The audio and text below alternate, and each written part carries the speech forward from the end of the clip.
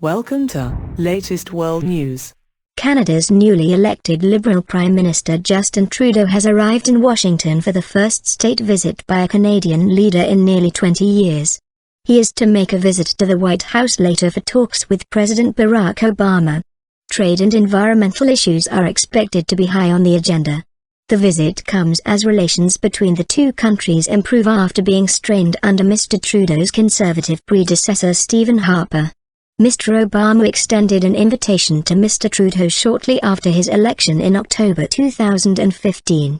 On Wednesday evening, a reception for Mr. Trudeau was held by two think tanks in central Washington, reported to have had a long waiting list for guests. It was all very hip and happening, a reception at the Grand Renwick Gallery across from the White House, with Canada's Grammy-nominated singer The Weeknd in the crowd. You could tell where Justin Trudeau was by following the iPhone cameras as people pressed in to shake his hand and take selfies. The new Canadian Prime Minister worked the room with a common touch and fresh-faced energy that's going over well in a Washington riven by a corrosive presidential election campaign. "The world will do better when this continent is at its best," Mr. Trudeau told the guests. "Our friendship can serve as a model." He is determined to repair relations after a long fight under the previous government over a crude oil pipeline. And President Barack Obama is delighted to comply. He sees in the young leader a man who shares his progressive politics, as well as his early rhetoric of hope and change.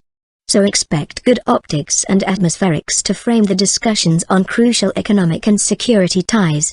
But there's a lot of uncertainty in Washington right now, and it's not exactly clear what this visit will mean by this time next year.